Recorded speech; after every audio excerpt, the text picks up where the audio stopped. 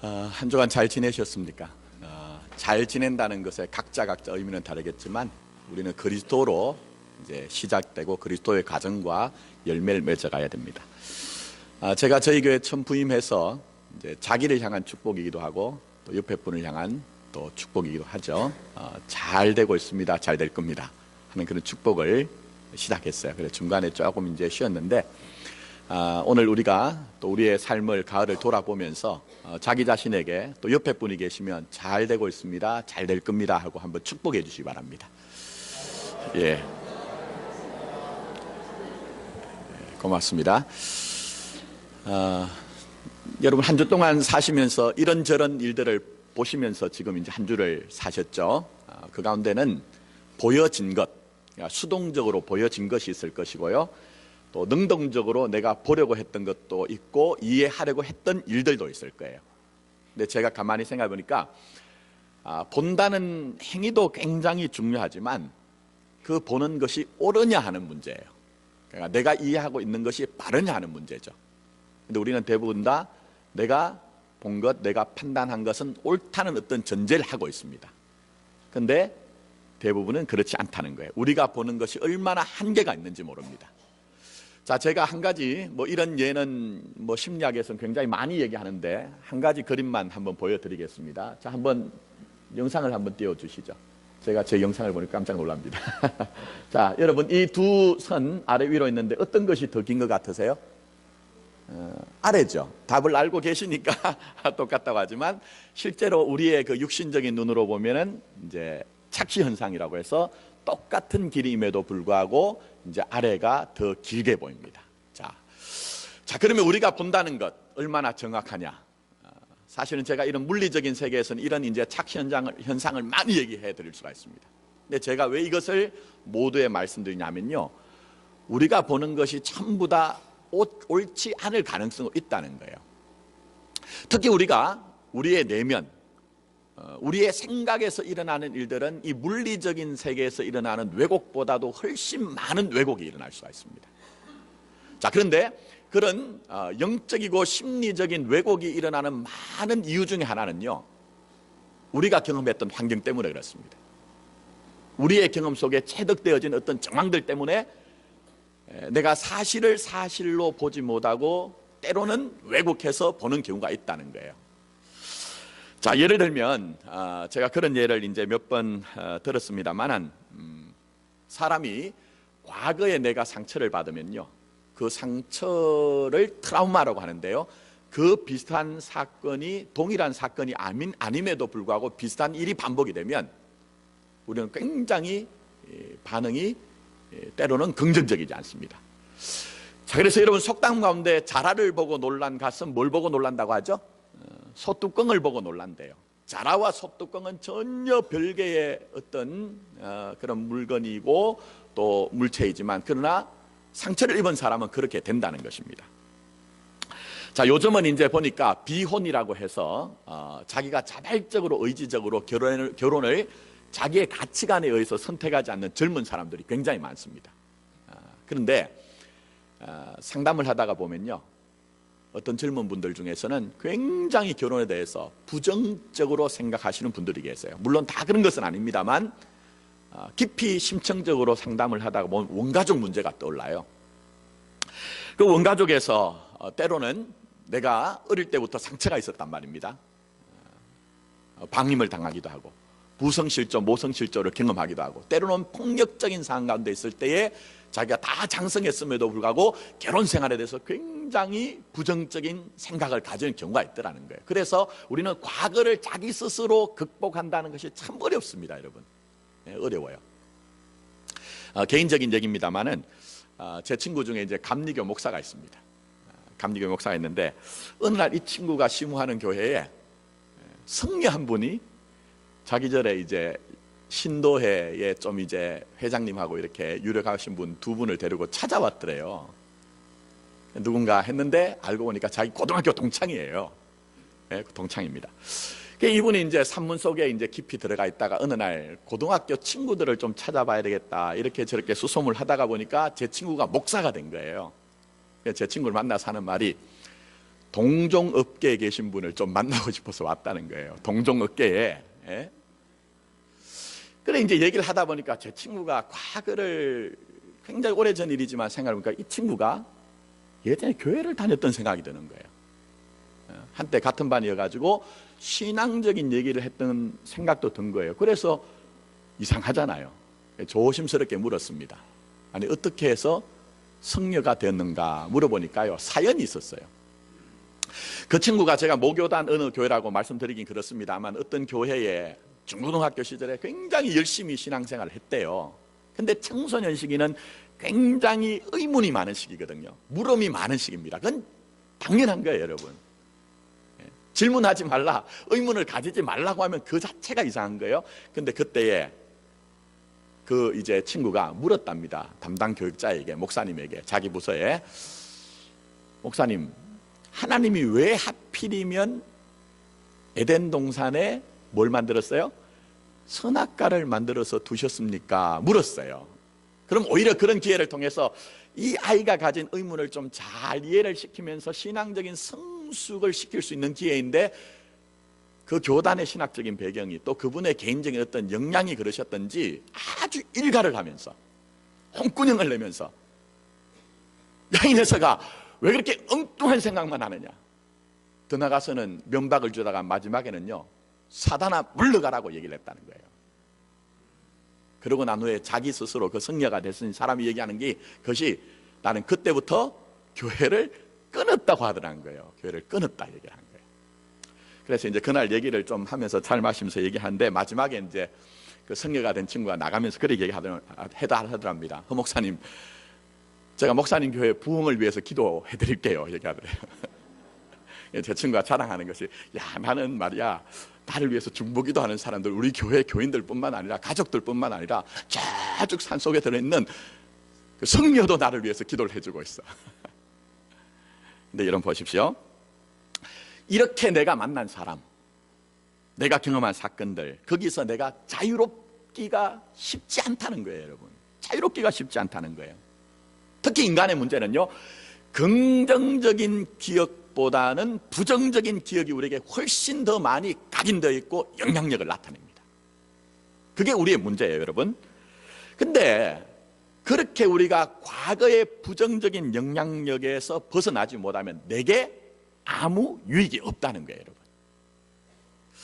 여전히 우리가 과거의 굴레에서 벗어나지 못하고 인생의 수레바퀴를 돌리는 것은 지금도 여전히 지속적으로 엄청난 파괴력을 가지고 여러분의 삶을 굉장히 힘들게 하는 것이죠.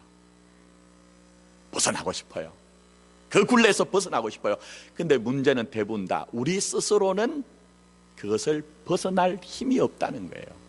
벗어날 수 있으면 벌써 벗어났겠죠. 자유했겠죠. 우리에게는 그만한 힘이 없다는 거예요.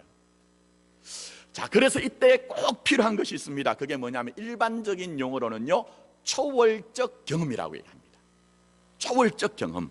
그러니까 과거의 영향력에서 나 자신을 보는 것이 아니고, 바울이 에베소 교인들을 향해서 에베소서 3장 18절에 기도할 때에 지식에 넘치는 그리스도의 사랑을 알고 그 너비와 길이와 높이와 깊이가 어떠함을 깨달아 하나님의 충만하신 것으로 모든 그 충만으로 너희에게 충만하기를 기도하노라고 얘기를 했어요.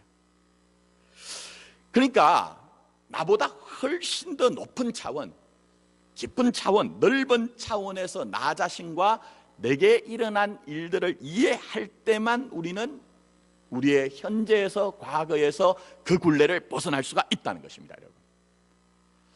자, 그래서 보시면 예레미야서를 우리가 지난주 이어서 묵상을 하는데, 예레미야도 똑같아요, 여러분. 하나님의 영광된 부르심이 있습니다. 내가 너를 그 만국과 열방 가운데 선지자로 세웠다는 게 얼마나 영광스럽습니까? 근데 쉽게 아멘으로 응낙하지 못합니다. 예? 아멘으로 응낙하지를 못해요. 왜냐하면 형편이, 그 시대 형편이 때가 너무 어렵기 때문에. 종교개혁을 이끌고 하나님 앞에 정직했던 왕인 요시야 왕이 죽고 난 이후에 국가가 온통 혼란이 왔습니다. 무엇보다 더 어려운 것은 영적인 혼란이 온 시대예요. 오늘 본문 말씀 보시면 그때 사람들이 참되신 하나님을 구하는 것이 아니라 오히려 자기 원하는 것을 이루기 위해서 이방신을 다 따라가면서도 여전히 그들은 절기를 지키고 제사를 지키고 예배를 드리기 때문에 우리는 하나님의 백성이라고 스스로 자유하던 영적으로 너무나 암울한 시대였어요, 여러분. 그러니 이 예레미야가 쉽게 여러분 내가 여기 있나이다 할 수 있는 형편이 아니라는 것이죠. 여러분 보십시오. 지금도 우리가 경제가 어렵다고 얘기합니다. 정치와 문화가 혼란스럽다고 얘기를 해요. 교육이 뭐 소망이 없다고 얘기합니다. 그러나 교회만 똑바로 서면 괜찮아요, 여러분. 소망이 있는 거예요, 여러분.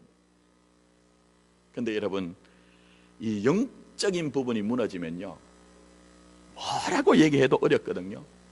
그러니까 예레미야가 여기에 대해서 답을 하질 못하는 것입니다. 그런데 이런 것은 예레미야 시대만의 얘기가 아니라 오늘 이 시대도 마찬가지죠. 우리도 경제적인 어려움이 있습니다. 정치와 문화가 온통 혼란스럽습니다. 교육에는 도무지 소망이 보이지 않습니다. 그러나 근본적인 문제는 영적인 혼돈이에요.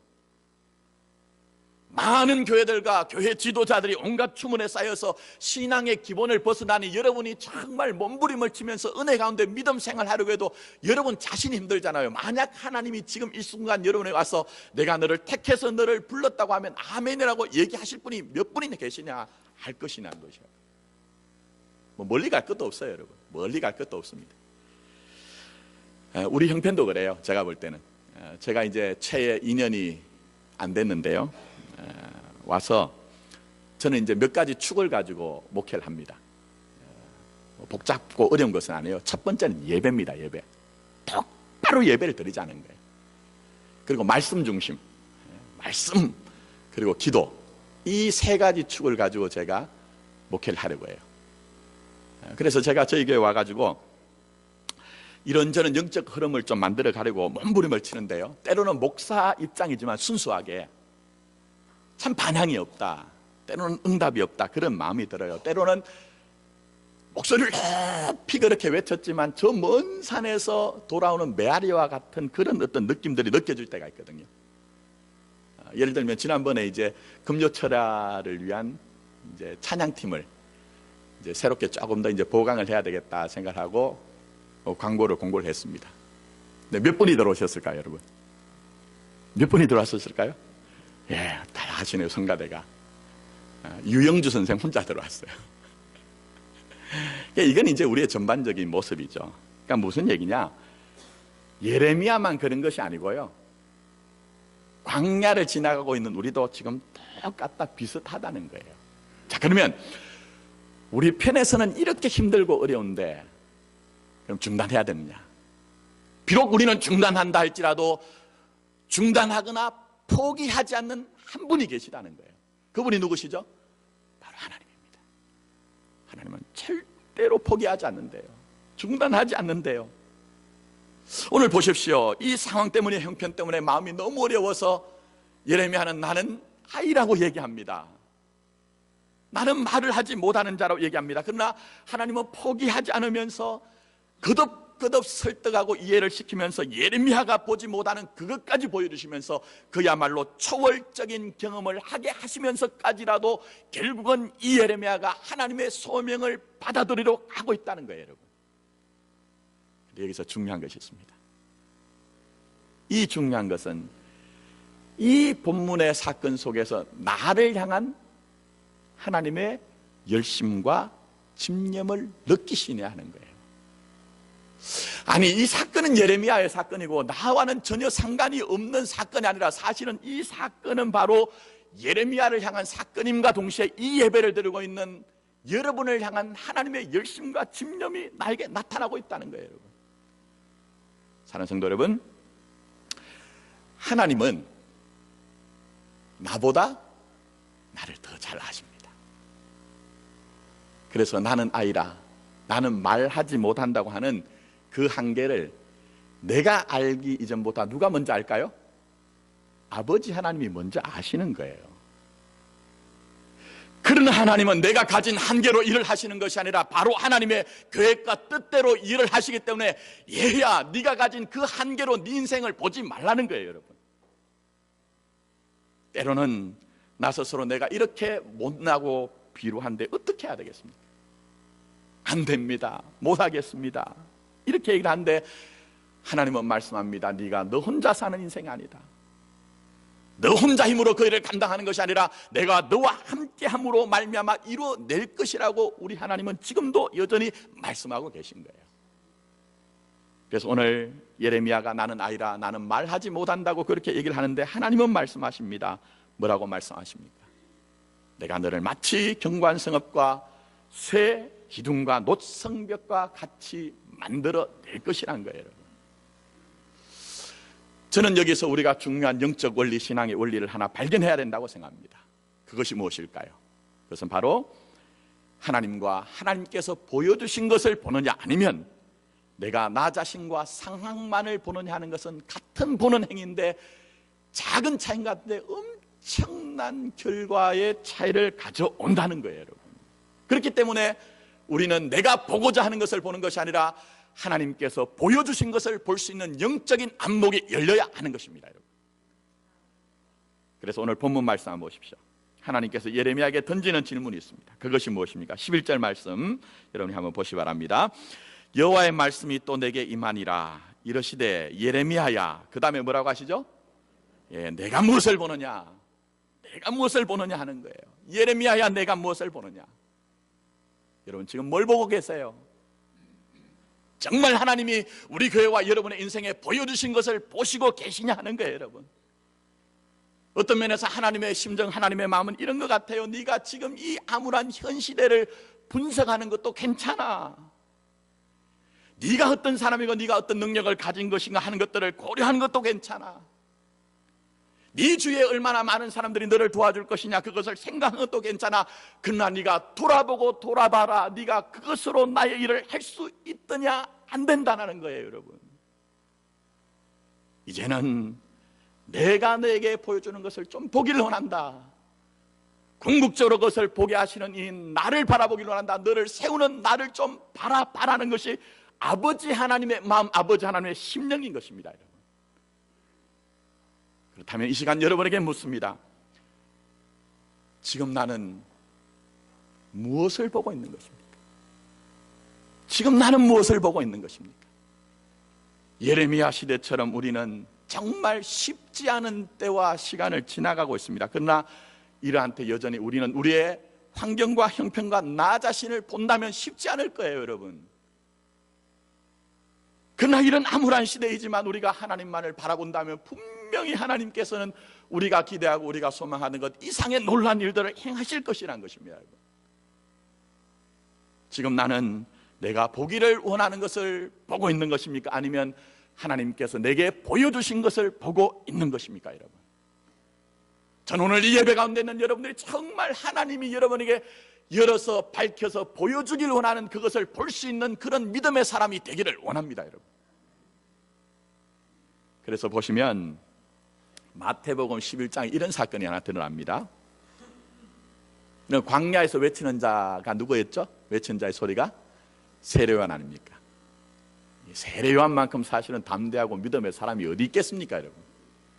근데 이 사람도 사람이다 보니 실망했던 것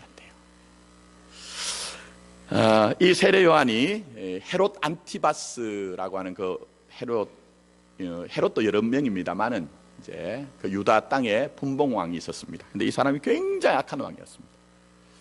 자기 동생 빌립의 아내인 헤로디아를 이제 취해서 자기 아내를 삼았습니다. 의로운 일이 아니죠. 근데 그 권력 앞에서 어느 누구도 소리를 내지 못하는 거예요. 그때 사자와 같은 소리를 가지고 그것은 불의한 일입니다, 하나님의 마음을 떠난 일입니다 하고 외쳤던 사람이 누구였을까요? 세례요한이었습니다. 여러분, 근데 이 일은 당연히 왕의 노염을 사게 되겠죠. 그리고 결국은 감옥에, 어두침침한 감옥에 갇히게 됩니다. 내가 잘못한 일이 아니에요. 내가 악한 일을 했기 때문에 그런 결과가 있다고 하면 내가 얼마든지 수긍하지만 의를 부르짖다가 그런 일이 생겼단 말입니다. 그러니까 마음이 얼마나 녹아내리고 얼마나 힘들겠습니까, 여러분? 더더군다나 그는 믿음의 확신 가운데 우리 주님을 메시아로 선포했어요. 그러면 자기의 기대 속에서는 우리 주님이 메시아라고 하면 당장의 불의한 세력을 끝장내버리고 내가 이 갇힌 감옥의 모든 것들을 흔들어 버리시고 깨뜨리시면서 나를 자유하게 해야 되는 거예요.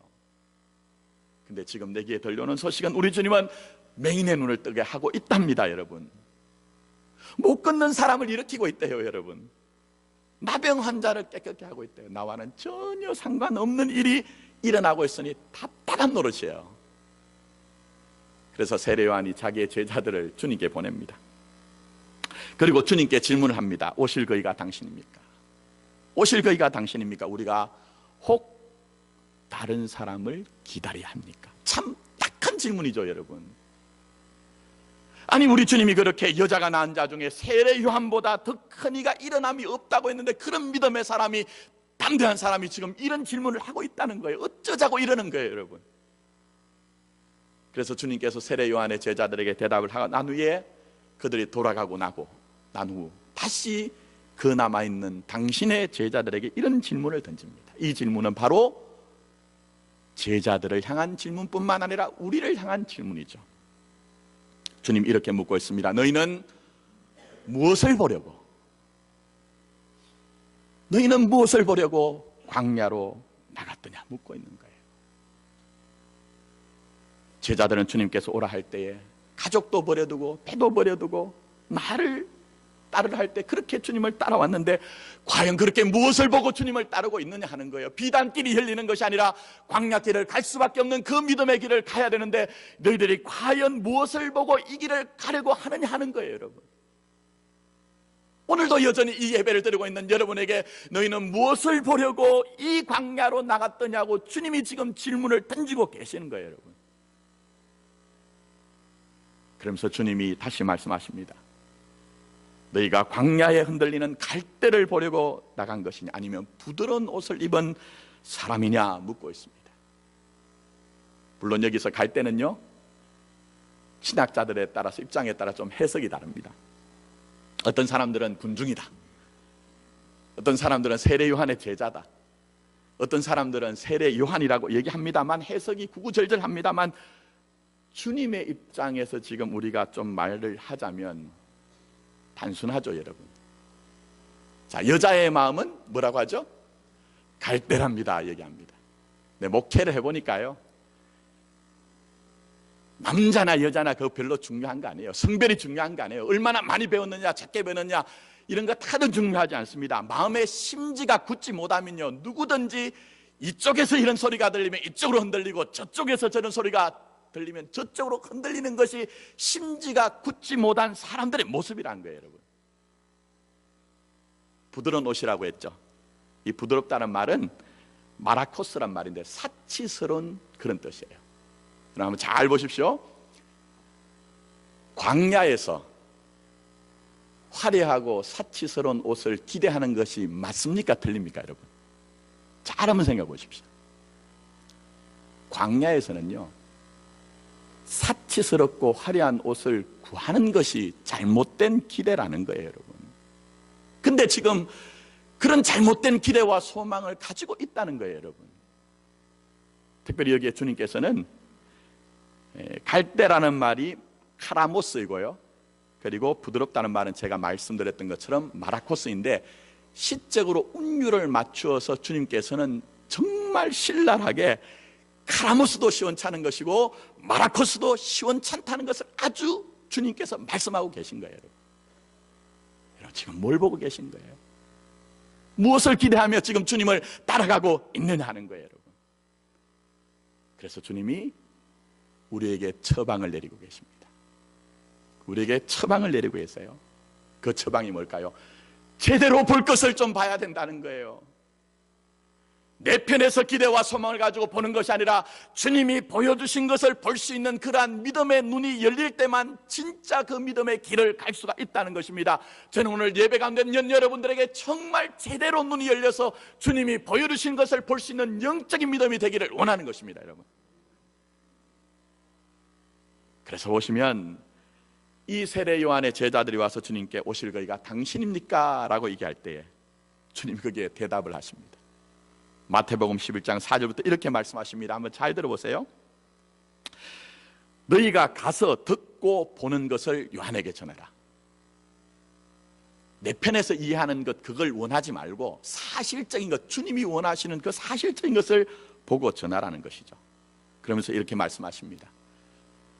맹인이 보며 못 걷는 자가 걸으며 나병한 자가 깨끗함을 받으며 못 듣는 자가 들으며 죽은 자가 살아나며 가난한 자에게 복음이 전파된다 하라 얘기했습니다. 무슨 얘기일까요? 세례 요한조차도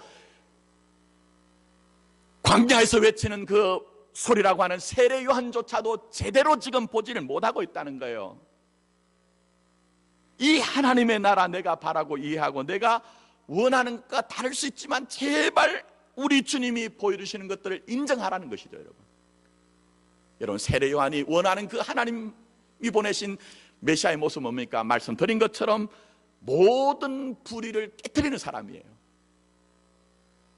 내가 이 감옥 가운데 있는데 이 감옥에서 나를 풀어주고 자유하게 하는 그 메시아만이 진짜 메시아라는 그 고정관념을 가지고 있는 거예요. 근데 주님은 그게 아니래요. 그것이 아니래요.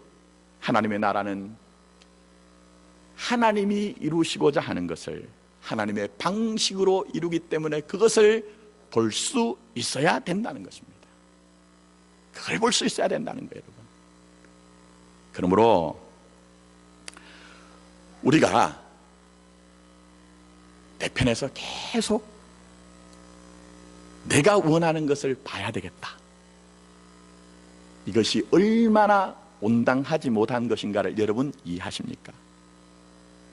그러므로 우리는 정말 하나님이 우리에게 교회와 성도에게 보여주시는 것을 제대로 볼 수 있는 영적인 믿음이 되기를 원합니다. 그렇지 않으면 우리는 계속적으로 갈대처럼 흔들릴 수밖에 없을 것이고 내가 원하는 것을 이루어야 되겠다는 그 광야에서 비단 옷을 입은 부드러운 옷을 입은 사람을 보려고 하는 그런 기대 때문에 계속 원망하고